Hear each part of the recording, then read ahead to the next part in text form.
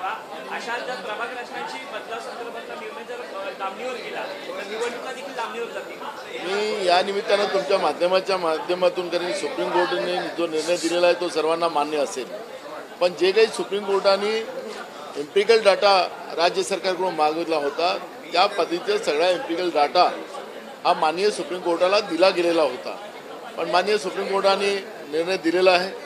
त्याच्यामुळे पुन्हा जे काही माननीय सुप्रीम कोर्टाला ज्या पद्धतीचा डाटा पाहिजे त्याचा पुन्हा गोळा करण्याचा प्रयत्न राहील आणि उद्याचा जो आम्ही निवडणूक जो निर्णयाचा जो मध्य प्रदेशप्रमाणे कायदा करण्याचा निर्णय आम्ही केलेला आहे तो कायदा आल्यानंतर निश्चितपणे शासनाची भूमिका ही ओबीसीच्या बाजूची आहे।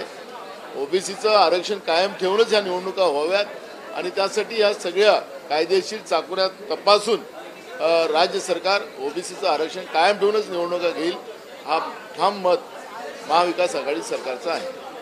हिंदी में जानना चाहेंगे कि आप राज्यपाल को हटाने की मांग को लेकर राष्ट्रपति को मिलने वाले हैं, आप बोलने के राज्यपाल क्या है?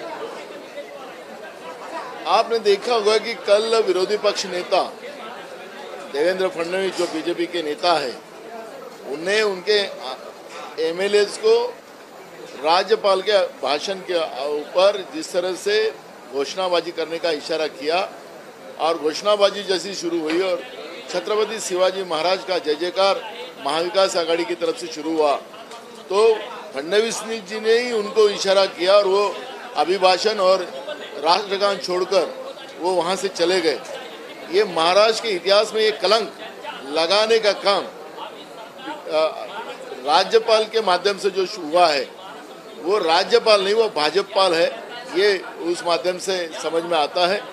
और माननीय राष्ट्रपति महोदय जी से भी इनकी राज्य सरकार ने मुलाकात का समय मांगा है और जिस तरह से राज्य में राज्यपाल के माध्यम से भाजपाल किया जा रहा है और राजकारण किया जा रहा है उसके बारे में माननीय राष्ट्रपति महोदय को सब अवगत कराया जाएगा। ये सरकार की भूमिका है।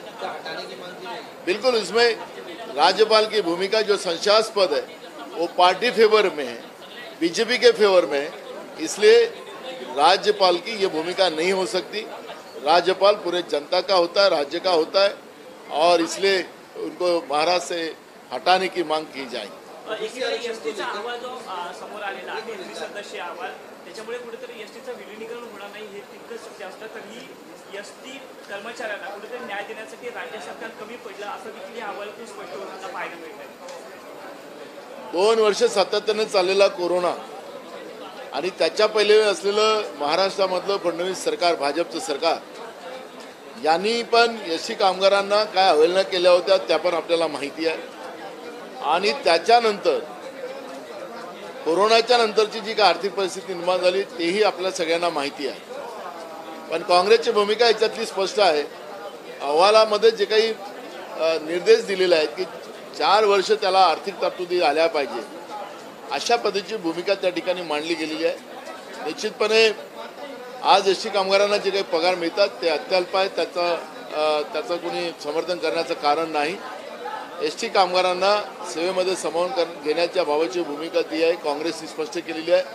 आज न उद्या जी काही आर्थिक परिस्थिती चांगली झाल्यानंतर काँग्रेस पार्टी याच्यामध्ये प्रामुख्याने भूमिका घेईल आणि एसटी कामगारांना सेवेमध्ये सामावून घेण्याचा प्रयत्न केला जाईल। दूसरं ओबीसी आरक्षण को लेकर हिंदी में जिस तरह से राजनीति शुरू है, यूपी सीएम ने ऊपर कहा कि 1 दिन में कानून बनाएंगे और यहाँ पे हंगामे के चलते फिर कामकाज भी बंद होगा, किस तरह से पॉलिसी? आपने देखा होगा कि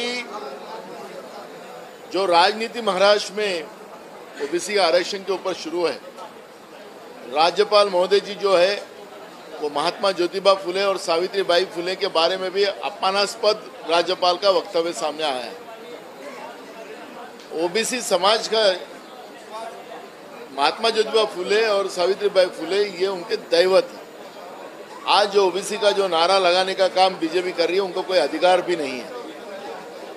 और रही आरक्षण की बात, जो एम्पिरिकल डाटा जो केंद्र सरकार के पास पड़ा हुआ है वो न देने का कारण, क्योंकि इधर सिर्फ मामला महाराष्ट्र तक नहीं है, ये कर्नाटक में है, मध्य प्रदेश में है, कई राज्यों में ओबीसी आरक्षण का इशू है।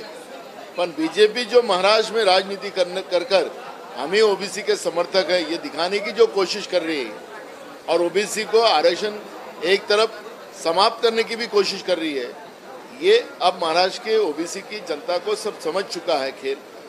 राज्य सरकार के माध्यम से जो मध्य प्रदेश में जो कानून है कि इलेक्शन जो लोकल बॉडीज है वो लेने के अधिकार जो राज्य सरकार को है, उसी तरह का कायदा महाराष्ट्र सरकार लाएंगी आने वाले सोमवार को और आज कैबिनेट में उसका डिसीजन होगा और ओबीसी के आरक्षण के व्यतिरिक्त ये चुनाव ना हो स्थानिक निकाय की ये कोशिश राज्य सरकार की तरफ से की जाए। एक सवाल ये, सोलापुर में राज्यपाल को काले झंडे दिखाए गए हैं, उनका विरोध प्रदर्शन महाराष्ट्र के दैवत छत्रपति शिवाजी महाराज और महात्मा ज्योतिबा फुले और सावित्रीबाई फुले का अपमान करने वाला भाजपाल इस महाराष्ट्र में अगर राज्यपाल बन के घूमता हो तो उसको काले झंडे ही दिखाएंगे, क्योंकि यह अपमान कोई इस भाजपाल का कोई सहन नहीं करेगा और भाजपा को इसकी कीमत चुकानी पड़ेगी।